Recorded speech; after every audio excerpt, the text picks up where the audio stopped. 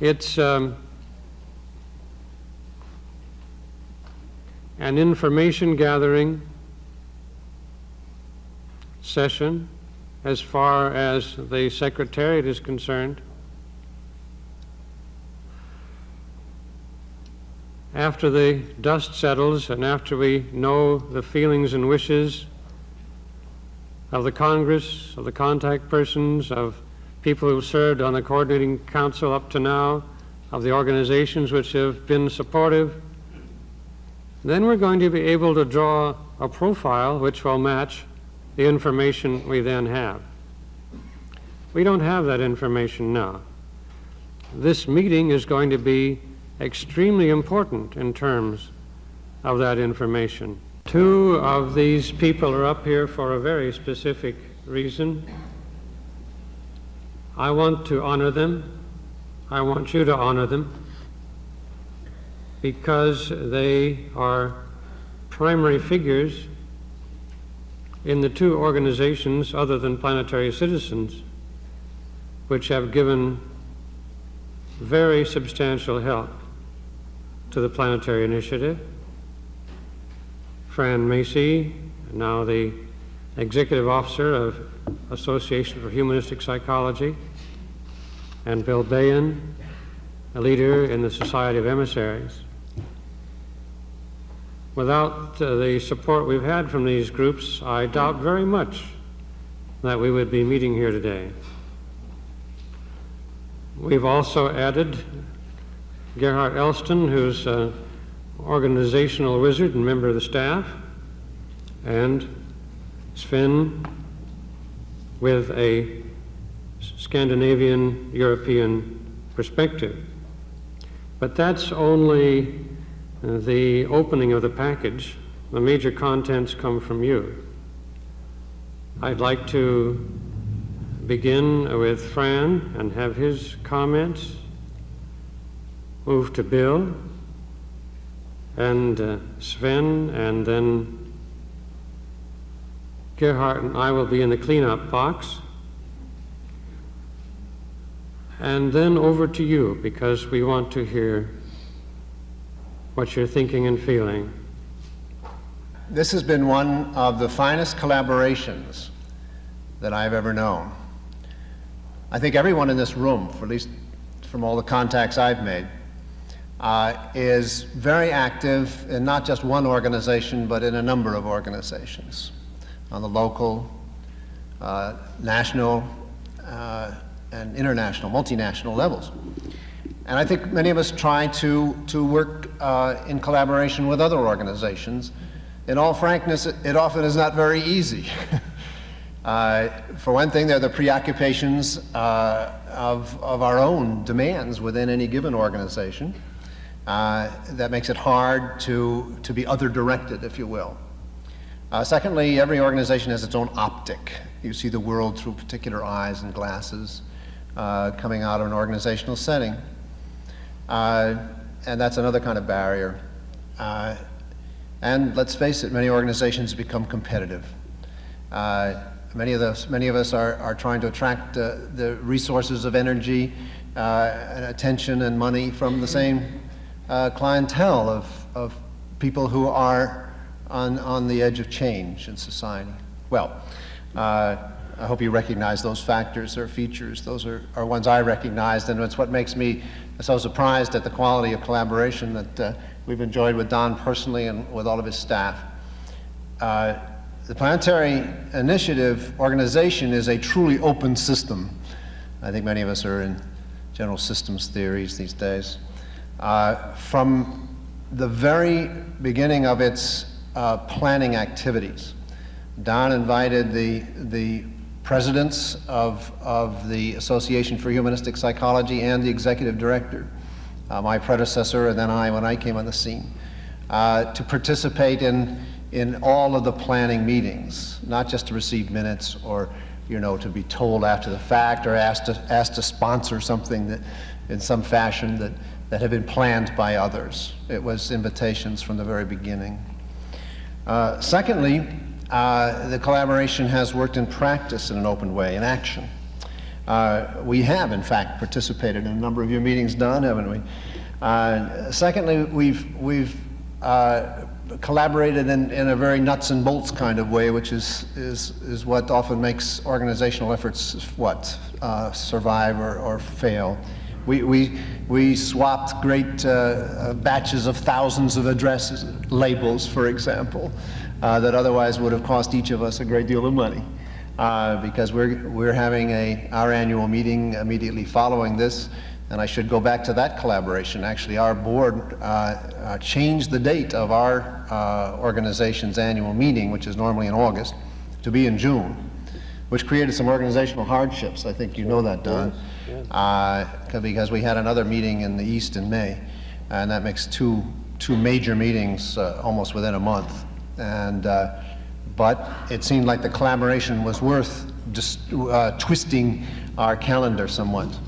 And here we are. And we will be in this room with the Association for Humanistic Psychology when this gathering is open, and I'll take this occasion to invite all of you to stay on and participate with us. We'd like to have you do so. We're focusing on networking for action. So other ways that we did act together was publicizing each other's programs. And I remember telling my staff, Don, that when one of your newsletters came out and I opened it up to read it, here was a description of the Association for Humanistic Psychology that I wish I had written, because it showed more, in many ways, more insight into the nature and history of our organization than I had been able to express so succinctly and aptly. And I was very pleased about that. And we have in our publications talked a good deal about the Planetary Initiative, and Don was interviewed for our last issue, for example. Then on each other's programs, we have participated. Here I am on your panel.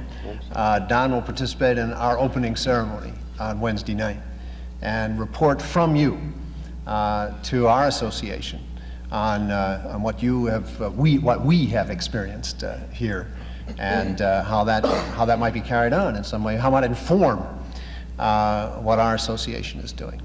So I'm hoping that in some ways this can be a model. I have attended Planetary Initiative meetings, I'm just thinking about it now, in Canada, United States, Ireland, England, South Africa, Zimbabwe, Australia, New Zealand. Planetary Initiative has got around. It's made an impact. Okay? These were wonderful meetings all over the world. Before I get into saying something about this, I'd like to say that, first of all, the old adage about if you want to get something done, you know who to get: a busy person. That's the one who you can depend upon.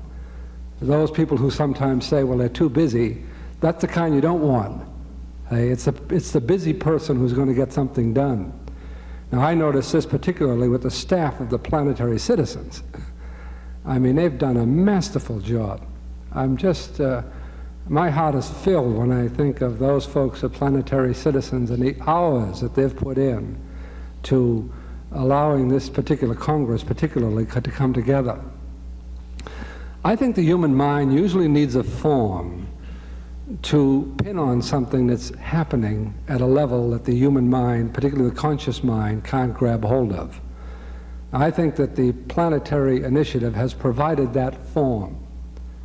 Now, I note that one of the words that's been used constantly here, and I think it's a word that we really need to look at, is processing. We're in a process. And I think that this is what's been happening. I think that a process has been working out. One of the forms that we found to put on this process has been called the Planetary Initiative.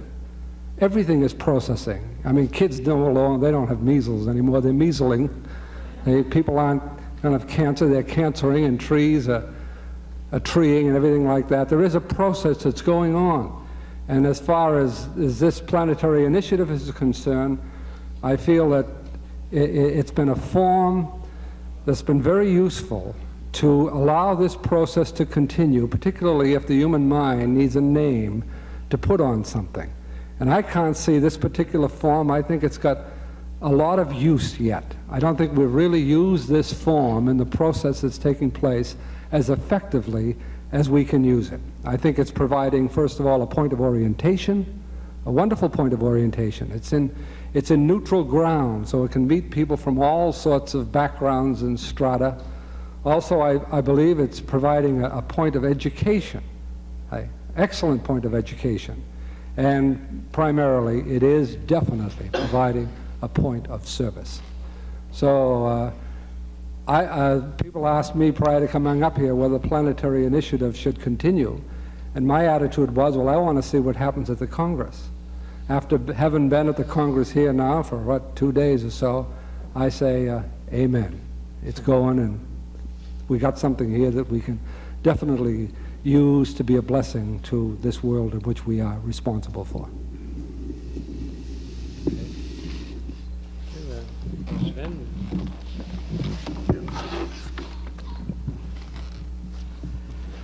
Thank you.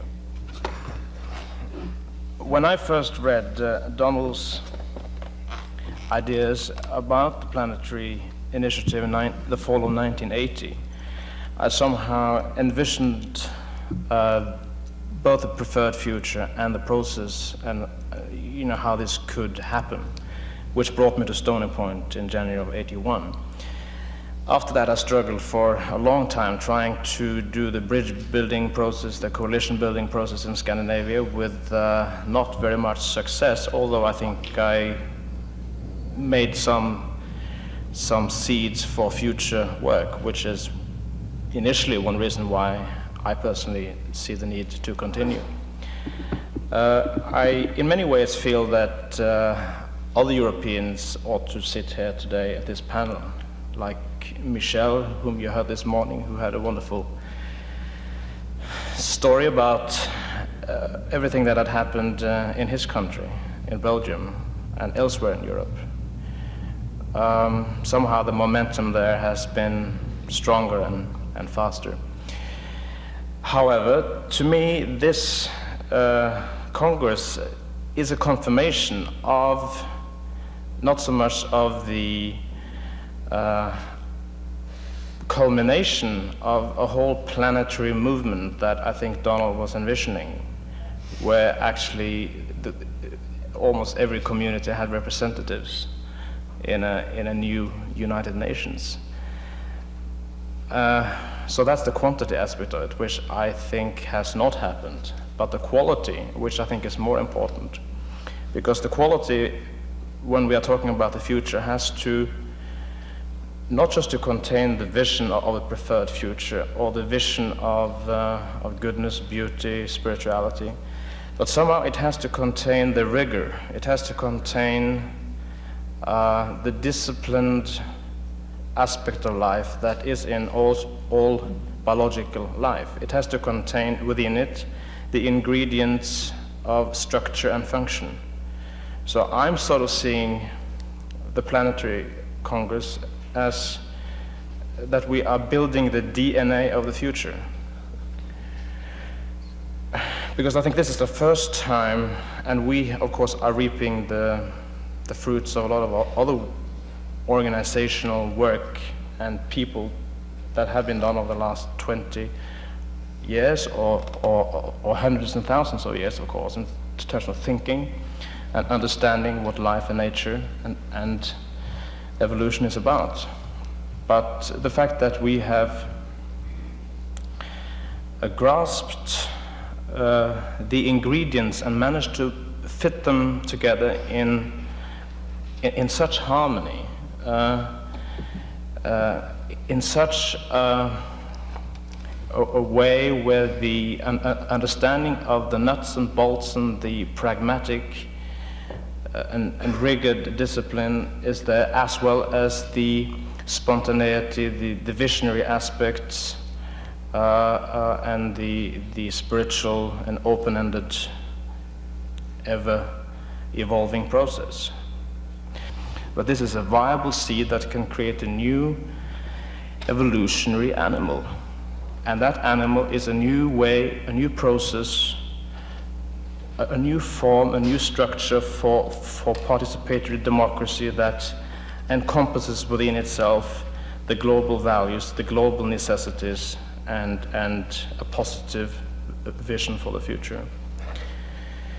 Now, I think the next step, if this isn't the culmination, this is the culmination of the creation of the seed, perhaps. Now we have to plant it, and we have to again use rigor and the combination of spontaneity, vision,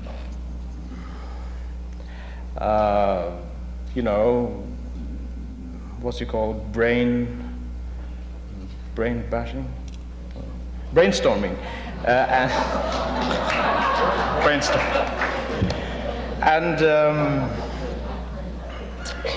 and a sense of rootedness in the real political world. And I think that's where Medicine's story made a valid point today.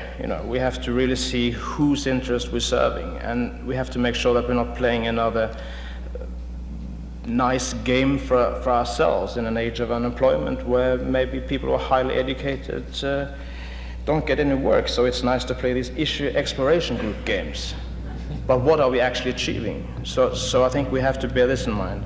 And then I can see eventually how this can, through intelligent work and through the building up of an organization that has a head and a body, and it has good solid feet to stand on, and it's swift and not just an elephant or a dinosaur. Elephant is a beautiful animal, but dinosaurs are dead, aren't they? Yes, extinct. So we don't want to build a dinosaur, but we want something that's swift, but also that it is solid. That is how this can be filtered down into public policy. And that's where I think the real hard work from now on has to go, is to see how we can translate the ideas, the visions, and this seed, how this can grow and differentiate into all levels of society globally. Thank you. Thank you.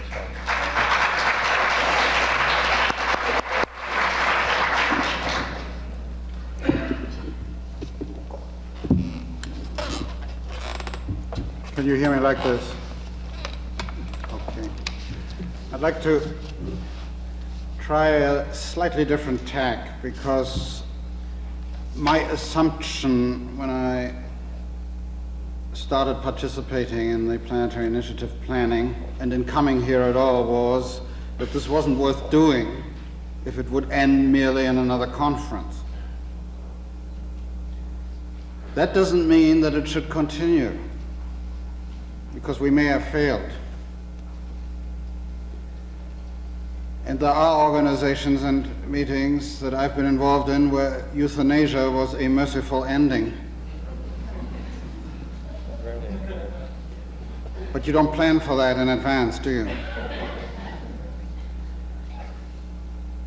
Should it continue? The touchstone on that one is, would we have to reinvent something very similar if we did away with it? And I think the answer to that is yes, urgently. The question is, do we have the capacity to live up to this, I myself believe, considerable burden of responsibility that we have loaded upon ourselves merely by having come together? Because we now have a potential of power and a potential not of partisan confrontation, but of a positive force of spirit and therefore power for good in the world, that if we don't use it, we are really responsible for the gap that we will create. And this is where I start thinking of, do we continue, and what does that mean, and how do we do that?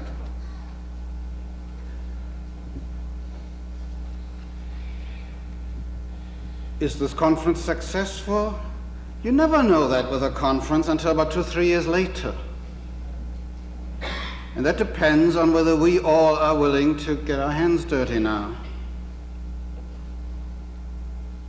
And I trust enough of you really want to do that.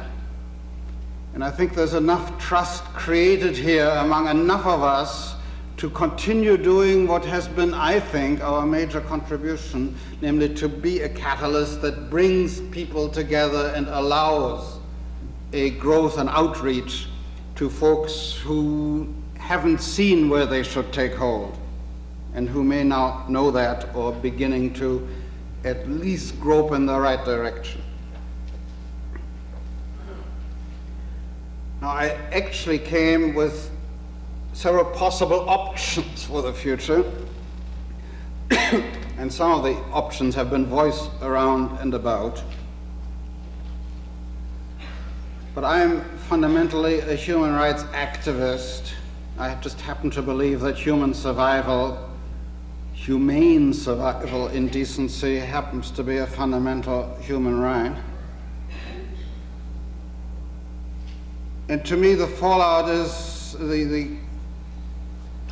what counts as the result. What do we achieve? Do we contribute something to the pie?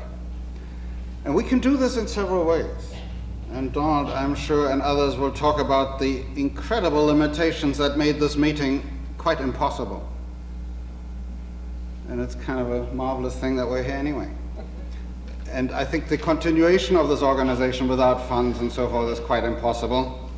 I think we'll do it anyway. There are, however, sort of hard facts. And we could simply go with our minimal holding operation and maximum local development activity and then a network of communication. We could be, as a second option, merely a network of communication and say what happens is out what you people do. And you do the maximum you can and communicate. But I think we have a greater potential, and I've mulled a sort of visionary option for ourselves since we're envisioning a better and preferred future for the world. May I just take a minute or so to envision my preferred future for the Planetary Initiative? And it comes from several of you, for the most part. The most striking proposal that one of you gave me was that we need a dramatic use of drama, I mean literally, we've used the arts creatively here, to help people reimagine humanity.